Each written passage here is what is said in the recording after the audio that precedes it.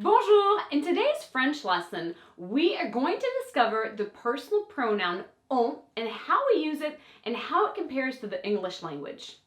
Salut tout le monde! Aujourd'hui, dans la leçon de français du jour, nous allons découvrir le pronom personnel on, comment on s'en sert, quel pronom personnel ça remplace plus ou moins et je veux également le comparer un peu à l'anglais.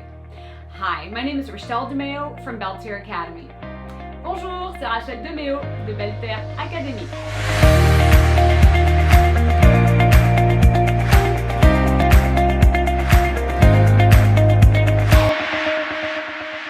So you might have heard expressions when you're hearing on, and if you look it up in a dictionary, it has these different meanings, and it technically can be used in 3 different ways.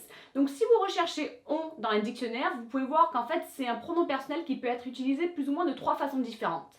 First of all, it could be used to be very broad and general, kind of replacing something and saying it. So instead of saying, whatever you're trying to say, you're saying it, and you'd use on for that. Donc on peut l'utiliser de façon plus globale pour parler d'une personne générale.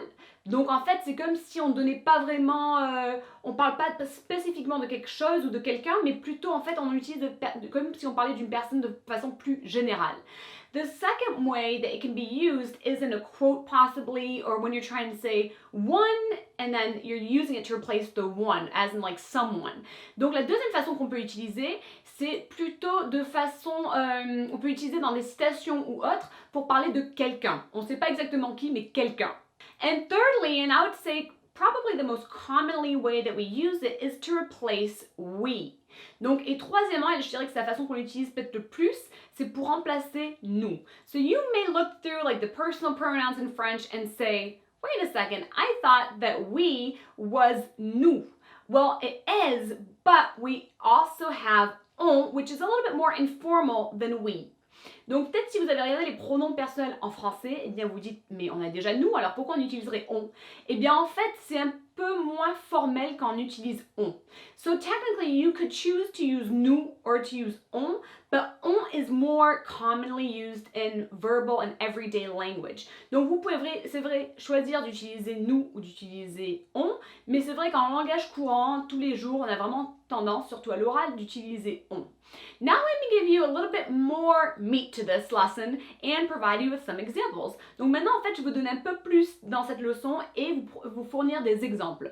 So, using it to talk about a person in general, so replacing it, where you don't really know, you're just using it to kind of talk about something and it's kind of unclear. Let me give you an example of that. Donc si on en parle pour parler d'une personne ou d'une chose de façon plus générale et on n'est pas très clair de qui il s'agit, eh bien voilà, je vais vous fournir un exemple. For instance, you're looking up at a tree and you're saying, it looks like an owl. Well, you could say, on dirait une chouette. Donc vous voyez une chouette et vous dites, on dirait une chouette. So you're saying, hey, it, talking about the owl, looks like an owl, right? Donc là, on dirait une chouette. Donc, c'est vrai. On dirait une chouette. So you could use it like that. And otherwise, I mentioned that you could use it to replace someone or something. But when you're just saying one and we're using it in a quote, let me give you an example of this. Donc, je vous avais dit qu'en fait, on peut utiliser pour parler de quelqu'un, de quelque chose, mais vraiment de plus global, et dans des citations. Donc, on va donner un petit exemple. For instance, you say, on dit que les Français sont très forts en cuisine. So, for instance, par exemple, on dit que les Français sont très forts en cuisine. So it's like one says, someone says, everybody says no, but one says that the French are really good at cooking. Donc on dit, quelqu'un dit, qui dit, tout le monde dit, mais en gros, on dit que les Français sont forts en cuisine, etc., etc. So you see how it can be used in a quote where it's just replacing that one. Vous voyez comme ça peut remplacer un individu et dire, bon, quelqu'un en gros. And then thirdly, and as I mentioned, a lot of expressions use this is when you're simply using it instead of using nous, which is we. Donc, et finalement, en fait, c'est vrai qu'on peut l'utiliser au lieu d'utiliser nous, on peut utiliser on. Il y a énormément de phrases où l'on utilise on au lieu d'utiliser nous. So here are some examples of that. Donc, voici quelques exemples. On y va? It's like, hey, let's go. So let us, right? Because that's kind of the contraction of let us go. Donc, on y va, just saying, let's go. So you can see that's kind of informal, but it's not really slang. Donc vous voyez que c'est plutôt informel, c'est vraiment le langage courant, mais ça fait pas forcément partie de l'argot. Another one you could say is, on mange? Hey, Are we gonna eat? On part demain. We are leaving tomorrow. Donc, or here you can see different examples of how you would use on. The biggest question is, okay, well, if it can be used in these different ways, how do I conjugate it? Like, to what person do I conjugate it? Great question. Donc, maintenant qu'on a vu ces exemples, eh bien, vous posez peut-être la question, mais comment, à quelle personne est-ce que je conjugue?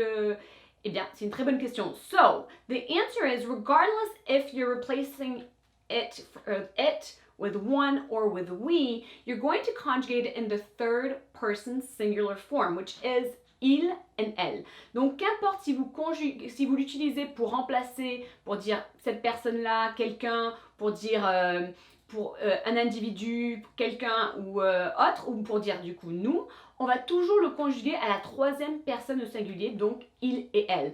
And actually, as you learn different verbs and so forth, and you're going through the personal pronouns, and you do je, tu, il, elle, on. Always associate the three together with il, elle, on, because that's how you're going to conjugate that verb.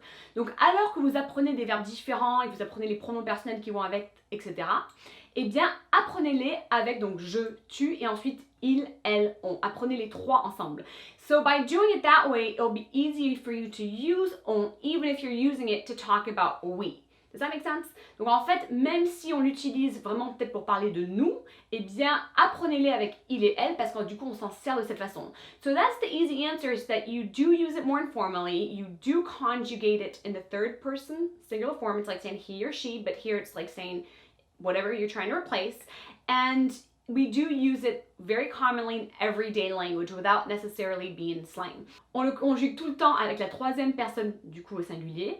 Et en fait, on peut l'utiliser pour remplacer nous, etc. Donc, apprenez ça, les trois ensemble.